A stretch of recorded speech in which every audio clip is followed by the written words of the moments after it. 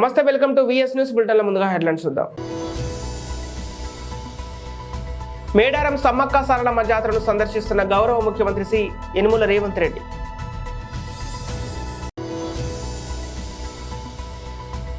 గత ప్రభుత్వానికి మన ప్రభుత్వానికి తేడా గమనించండి, ఒంగోలులో సీఎం జగన్.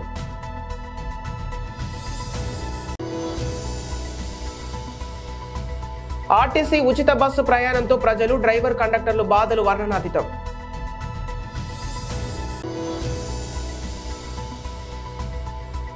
తాడపల్లిగూడెం జనసేన టీడీపీ సభ రాష్ట్రానికి దిక్చూసి అవుతుంది. జనసేన పార్టీ ఆసియా ఖండంలోనే అతిపెద్ద ఆదివాసీ ఉత్సవంగా పేరుగాంచిన మేడారం జాతర అత్యంత ఉత్సాహభరిత వాతావరణంలో కొనసాగుతోంది. తెలంగాణ సీఎం రేవంత్ రెడ్డి ఈ మధ్యాహ్నం మేడారం చేరుకోనున్నారు. ఇక హైదరాబాద్ నుంచి ప్రత్యేక హెలికాప్టర్లో వచ్చిన ఆయనకు మంత్రి సీతక్క, అధికారులు ఘన స్వాగతం పలికారు. వనదేవతలు సమ్మక్క సారలమ్మ అమ్మవార్లను సీఎం రేవంత్ రెడ్డి దర్శనం చేసుకున్నారు. ఈ సందర్భంగా ఆచార సాంప్రదాయాలను అనుసరించి అమ్మవార్లకు నిలువెత్తు బంగారం సమర్పించారు. మేడారం జాతరలో సీఎంతో పాటు అమ్మవార్ల దర్శనం చేసుకున్న వారిలో మంత్రులు శ్రీధర్ బాబు, పొంగులేటి శ్రీనివాస్ రెడ్డి, కొండా సురేఖ, రాష్ట్ర సీఎస్ శాంతికుమారి కూడా ఉన్నారు. దర్శించుకొని 4 కోట్ల తెలంగాణ ప్రజల యొక్క సుఖ సంతోషాలు, తెలంగాణ రాష్ట్రంలో మంచి వర్షాలు, మంచి పాడి పంటలు పండాలని, తెలంగాణ ప్రజలు సుఖశాంతులతో వర్ధిల్లాలి అని ఈరోజు దర్శించుకోవడానికి నాతో పాటు పెద్దలు శ్రీ దుద్దిల్ల శ్రీధర్ బాబు గారు, దేవాదాయ శాఖ మంత్రివర్యులు కొండా సురేఖమ్మ గారు, రెవెన్యూ శాఖ మంత్రి పొంగులేటి శ్రీనివాసరెడ్డి గారు, ఇక్కడ శాశ్వతంగా ఇక్కడి కార్యక్రమాలలో అహర్నిశలు మునిగి తేలే సోదరిమణి శ్రీమతి కొండా సురేఖ గారు, శాసనసభ్యులు సీతక్క, అదేవిధంగా ఇక్కడున్న శాసనసభ్యులు, మాజీ పార్లమెంట్ సభ్యులు, అధికారులు, కలెక్టర్లు, పోలీస్ అధికారులు, మీడియా మిత్రులు అందరూ కలిసి ఈ జాతరను సమ్మక్క సారలమ్మ దర్శనానికి ప్రజలందరికీ ఉపయోగపడే విధంగా మీరందరూ సహకరించినందుకు, పెద్దలందరూ విచ్చేసినందుకు రాష్ట్ర ముఖ్యమంత్రిగా వారికి మనస్ఫూర్తిగా ధన్యవాదాలు తెలియజేస్తున్నాం. మీకు అందరికీ తెలుసు, మొదటి నుంచి కూడా ఈ ప్రాంతంతో, ఈ ప్రాంత శాసనసభ్యురాలు మంత్రివర్యులు సీతక్కతో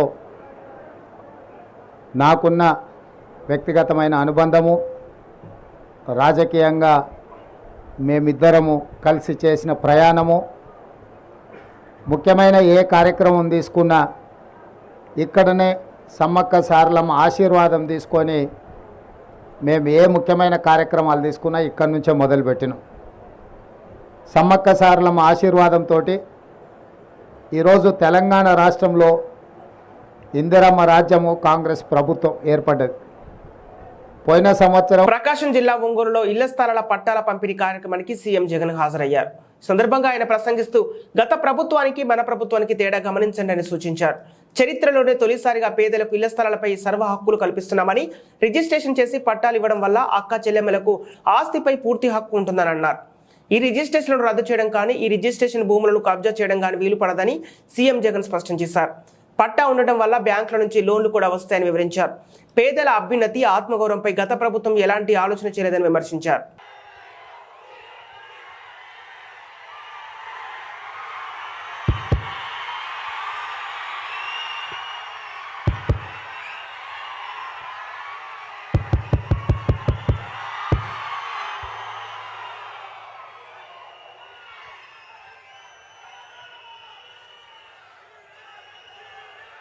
మనసు నిండా మమకారంతో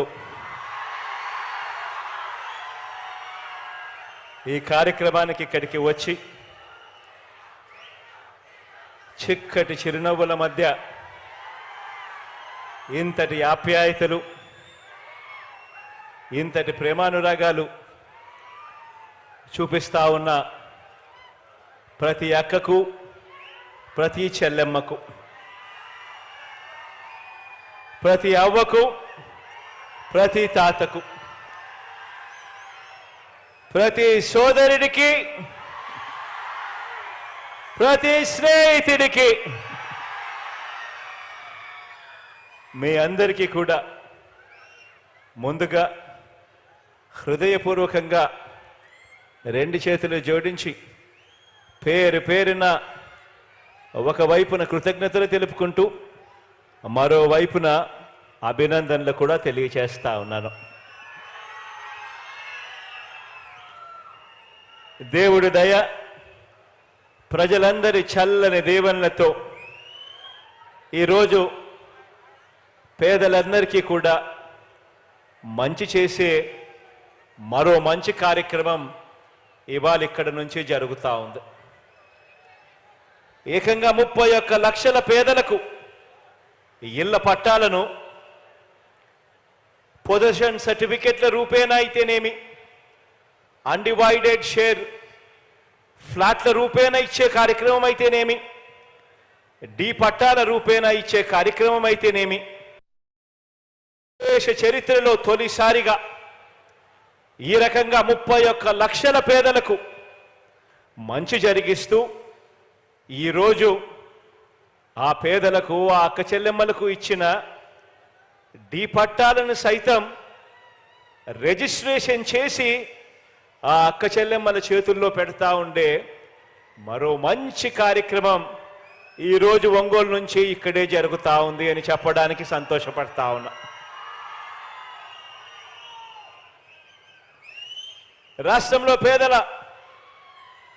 రాష్ట్రంలో పేదలందరికీ ఇళ్ల స్థలాలు ఇచ్చే విషయం కానివ్వండి, వారికి శాశ్వతంగా మేలు చేసే అడుగులు వేసే విషయంలో కానివ్వండి, ఇళ్ల నిర్మాణం విషయంలో కానివ్వండి, గత ప్రభుత్వానికి మనందరి ప్రభుత్వానికి మధ్య తేడా ఎంతుందో ఒకసారి గమనించమని చెప్పి మీ అందరితోనూ కూడా కోరుకుంటూ మీ అందరి సమక్షంలో కొన్ని విషయాలు మీ అందరి ముందు ఉంచదలుచుకున్నాను. ఈరోజు మనం చేసే ప్రతి పని, ఈ 58 నెలల కాలంలో వేసిన ప్రతి అడుగు పేదల జీవితాలు మారాలి, వారి బ్రతుకులు మారాలి, ఆ పేద పిల్లలు ఎదగాలి, ఎదిగి భవిష్యత్తులో పేదరికం నుంచి బయటకు వచ్చే పరిస్థితి రావాలి అని ప్రతి అడుగు పడింది. పేదలకు ఒక న్యాయం, పెద్దలకు మరో న్యాయం ఉండటానికి వీల్లేదని పేదలకిచ్చే ఇళ్ల పట్టాలను కూడా రాష్ట్రంలో ఐఏఎస్ అధికారులకు కానీ, లేకపోతే ఎప్పుడైనా ఎమ్మెల్యేలకు ఇచ్చే పట్టాలు కానీ, లేకపోతే ఇతర ప్రముఖులకు ఇచ్చే వాళ్లకు పట్టాలు ఇచ్చినప్పుడు వాళ్ళకు ఏ నిబంధనలు అయితే వర్తిస్తాయో, ఏ నిబంధనలు అయితే వాళ్లకు పెడతామో అవే, అటువంటి నిబంధనలే, అటువంటి రిజిస్ట్రేషన్ ఇచ్చి కన్వేయన్స్ డీడ్ ఇచ్చే కార్యక్రమమే మన పేదలందరికీ కూడా జరగాలి అని చెప్పి మొట్టమొదటిసారిగా రాష్ట్ర చరిత్రలో ఎప్పుడూ జరగని విధంగా ఏకంగా పేదలకిచ్చే ఇళ్ల పట్టాలను ఢీ పట్టాలుగా కాకుండా ఏకంగా రిజిస్ట్రేషన్ చేసి ఇచ్చే కార్యక్రమం జరుగుతా ఉంది ఇవాళ ఇక్కడ నుంచి. రాష్ట్రంలో ప్రజలకు 2 రకాల నిబంధనలు ఉండటం నిజంగా నాకు కూడా ఆశ్చర్యం అనిపించింది. నాకు మొట్టమొదట తెలియదు, తెలుసుకున్నప్పుడు నాకే ఆశ్చర్యం అనిపించింది. ఏ రాష్ట్రానికైనా కూడా ఈ రకంగా 2 రకాల నిబంధనలు ఉండడం, పేదలకు ఒక రకమైన నిబంధనలు, పెద్దలకు ఇంకొక రకమైన నిబంధనలు ఉండడం ఏ రాష్ట్రానికైనా కూడా మంచిది కాదు. 77 ఏళ్ల స్వాతంత్రం తర్వాత కూడా మన రాష్ట్రంలో ఈ రకంగా రెండు రకాల విధానాలు ఉండటం మీద తిరుగుబాటు చేస్తూ మనందరి ప్రభుత్వం పరిపాలనా సంస్కరణలను తీసుకువచ్చింది. ఒక్క ఇళ్ల పట్టాల విషయం ఒకటే కాదు, ఈ 58 నెలల మన ప్రయాణంలో ప్రతి అడుగు కూడా ఒక విప్లవాత్మక సంస్కరణను తీసుకొచ్చే దిశగా అడుగులు పడ్డాయి అని చెప్పడానికి మీ బిడ్డగా సంతోషపడతా ఉన్నాను అని చెప్పి ఈ సందర్భంగా. ఆర్టీసీ ఉచిత బస్సు ప్రయాణంతో ప్రజలు, డ్రైవర్, కండక్టర్లు బాధలు వర్ణనాతీతం. ఉచిత ప్రయాణాలతో ప్రజలను ఇబ్బందులకు గురవుతున్నా పట్టించుకొని కాంగ్రెస్ సర్కార్.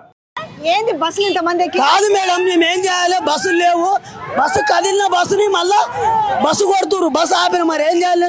పడి చచ్చిపోతే మేమేం చేయాలి? కేసులు పెట్టుకుంటే ఎవడు ఓనర్ పెట్టుకుంటాడు?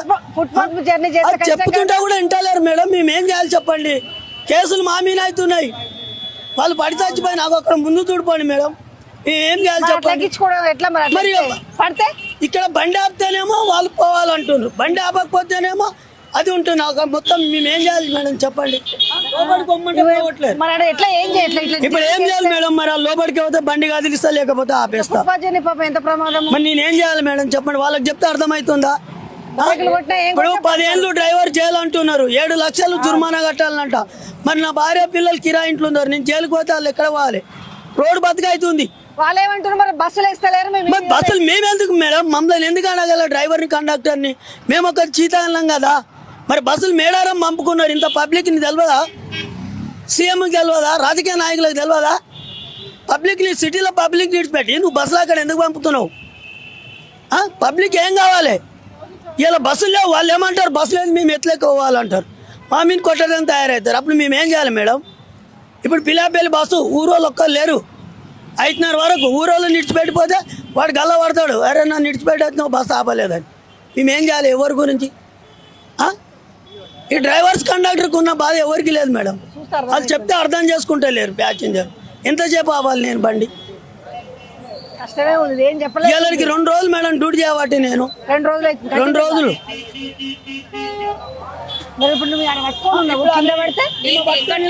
అసలు తిప్పుతున్నారు వాళ్ళు, ఎక్కట్లే, వీళ్ళే డేంజర్ ఉన్నారు కదా, ఎక్కట్లే, నిలబడ్డావు. బైక్ వాడు వస్తాడు, నాకు కనపడదు, ఆ బైక్ కి తగిలితే వాడు కింద పడితే చచ్చిపోతాడు, బస్సు వాడు కొట్టిపోయాడు అని అంటారు. మరి మేమేం చేయాలి మేడం? ఒక ఆటో వస్తుంది, ఆటోకి తగులుతాడు, వెనక బ్యాగ్ వేసుకున్నాడు, వాడు కింద పడతాడా చచ్చిపోతాడా మాకేం తెలుసు? మా చేతిలో ఒక స్టీరింగ్ ఉంది, కింద పడ్డాడంటే కూడా మేము ఏం చేయలేం మేడం. అదేమనంటే బస్సు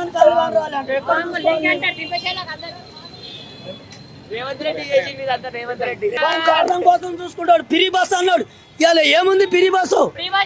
చచ్చిపోతే వాడు పెడతాడా, నేను పెడతానా? కిందవాడి ఇంకా 3 లక్షల బస్సులైన సిటీలు హైదరాబాద్ లో సరిపోవు. నాయకులు ప్రజలను వాడుకుంటారు, ప్రతి రాజకీయ నాయకులు మనల్ని వాడుకుంటుండ్రా బాబు.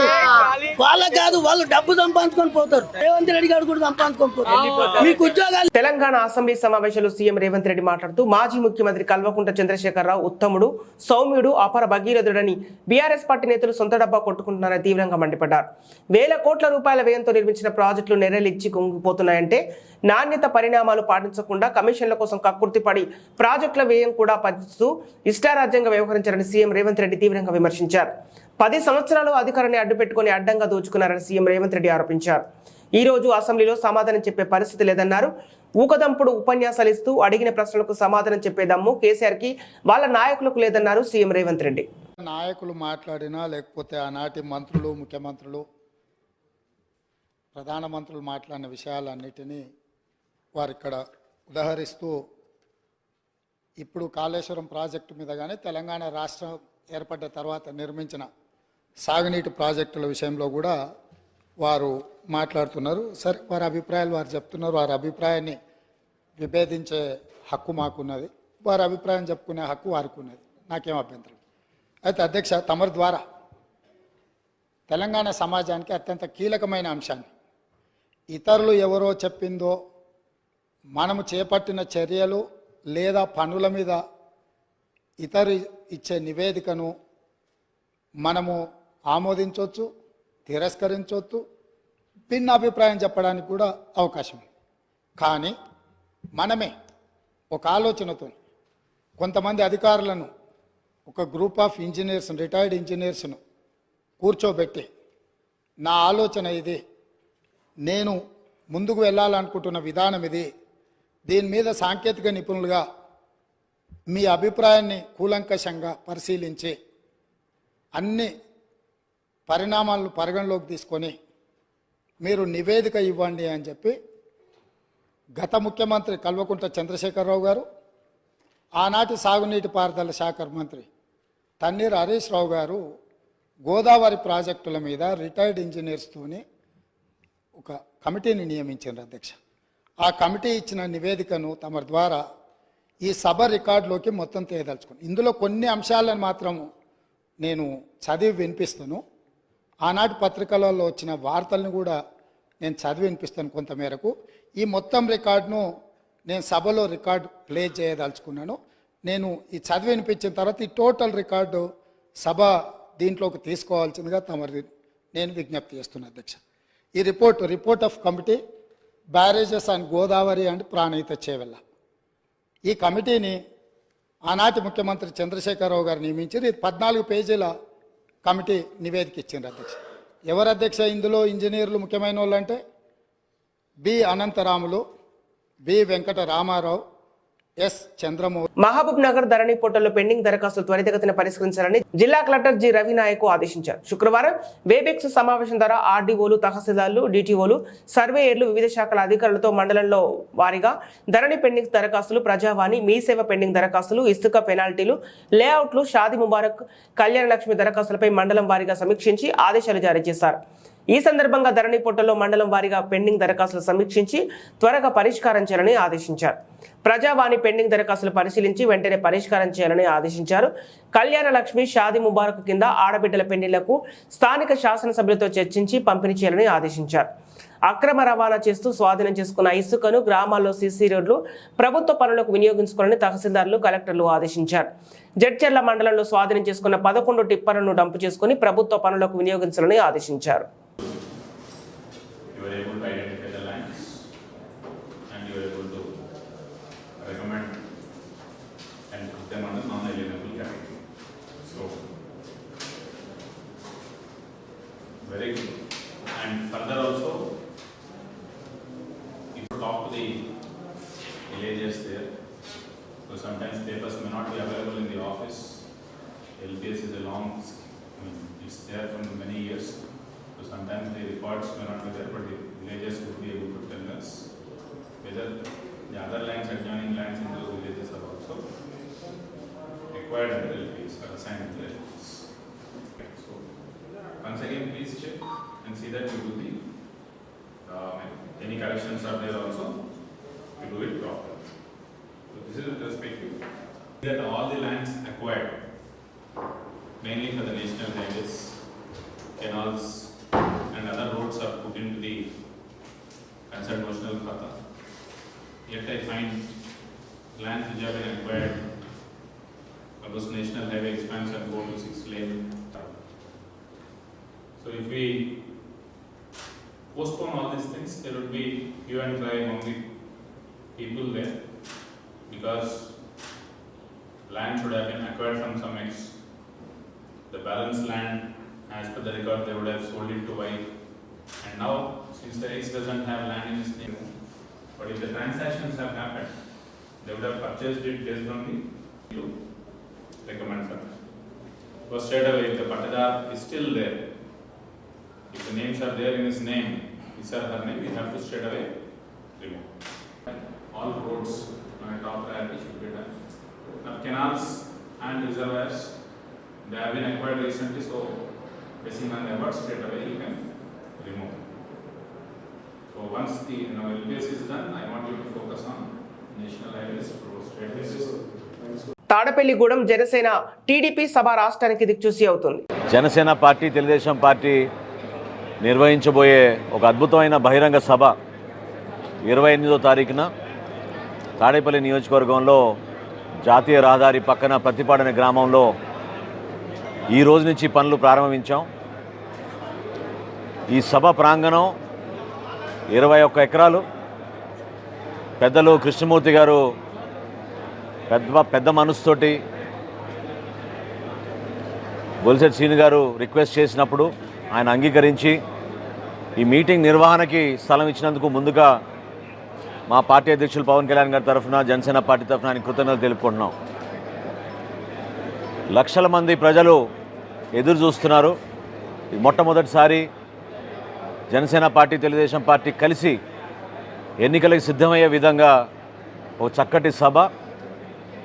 ఇరు పార్టీల నాయకులు, మా పార్టీ అధ్యక్షులు అనేక అంశాలపైన ప్రత్యేకంగా ప్రసంగించి రాబోయే రోజుల్లో ఆంధ్రప్రదేశ్కి మరొక్కసారి ఒక మంచి పరిపాలన తీసుకొచ్చే విధంగా, అభివృద్ధి జరిగే విధంగా, సంక్షేమం ఇంకా మెరుగైన సంక్షేమం జరిగే విధంగా, ప్రతి కుటుంబానికి మేలు జరిగే విధంగా ఏ విధంగా కంకణం కట్టుకుని ఈ పొత్తులో భాగంగా ముందుకెళ్తున్నామో వివరించడానికి ఇది ఒక గొప్ప అవకాశంగా మేము భావిస్తున్నాం. కేవలం రాజకీయ లబ్ధి కోసం కాదు, ఈ కలయిక అనేది ఆంధ్రప్రదేశ్ రాష్ట్ర భవిష్యత్తును దృష్టిలో పెట్టుకుని, అభివృద్ధిని దృష్టిలో పెట్టుకుని, భావి తరాలను దృష్టిలో పెట్టుకుని పవన్ కళ్యాణ్ గారు, చంద్రబాబు నాయుడు గారు కలిసి ఒక మంచి ఆలోచనతోటి రాష్ట్ర ప్రజలకి. పల్నాడు జిల్లా నర్సారావుపేట మైనర్ బాలికను వేధింపులకు గురి చేసిన వాలంటీర్పై పోక్సో చట్టం ప్రయోగించాలి. ఎస్పీకి వినతి పత్రం అందించారు. మహిళలకు రక్షణ కల్పించాలని జగన్ రెడ్డి రాజీనామా చేయాలని, మైనర్ బాలికను వేధించిన శ్రీకాంత్ రెడ్డిపై పోక్సో యాక్ట్ పెట్టలేని పోలీసుల వ్యవస్థ సిగ్గుపడాలని, జగన్ సైనికుడికి వాలంటీర్ తప్పుకు జగన్ నైతిక బాధ్యత వహించాలని జిల్లా మంత్రి కనీసం మైనర్ బాలికను పరామర్శించడానికి కూడా రాలేదని, నిందితుడు శ్రీకాంత్ రెడ్డిని కాపాడడానికి స్థానిక ఎమ్మెల్యే గోపిరెడ్డి శ్రీనివాసరెడ్డి శతవిధాలా ప్రయత్నిస్తున్నారని టీడీపీ నేతలు అంటున్నారు. రాని టీడీపీ నేతలు చదలవాడ అరవింద్ బాబు, టీడీపీ రాష్ట్ర ముదిరాజ్య సాధికార కమిటీ కన్వీనర్ లక్ష్మణ్ రావు, రాష్ట్ర కార్యదర్శులు కనపర్తి శ్రీనివాసరావు, గోనుగుంట్ల కోటేశ్వరరావు డిమాండ్ చేశారు.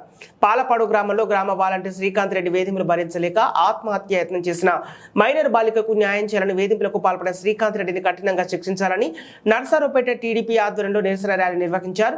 ఈ నిరసన ర్యాలీకి నర్సారావుపేట నియోజకవర్గ టీడీపీ ఇన్ఛార్జి చదలవాడ అరవింద్ బాబు, టీడీపీ నేతలు సంఘీభావం తెలిపారు. కీచక వాలంటీర్పై పోక్సో చట్టాన్ని వెంటనే, కీచక వాలంటీర్పై పోక్సో చట్టాన్ని వెంటనే, down down MLA, down down MLA, down down CM, sadist CM, sadist CM.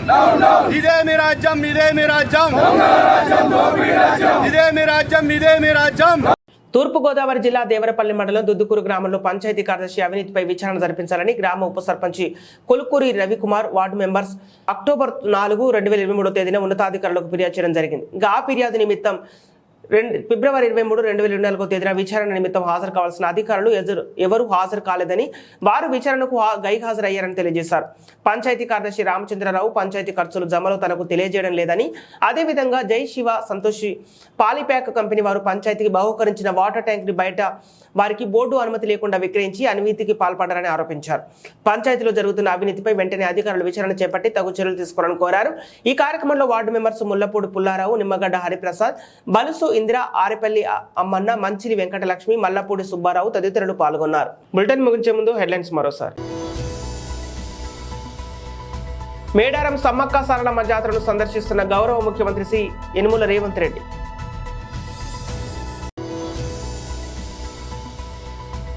గత ప్రభుత్వానికి మన ప్రభుత్వానికి తేడా గమనించండి, ఒంగోలులో సీఎం జగన్.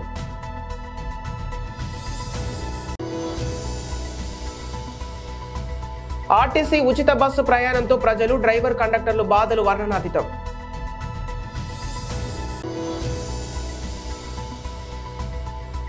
తాడపల్లిగూడెం జనసేన టీడీపీ సభ రాష్ట్రానికి దిక్చూసి అవుతుంది జనసేన పార్టీ. ఇవి ఈనాటి వార్తలు. మరో బులెటిన్తో మళ్ళీ కలుద్దాం.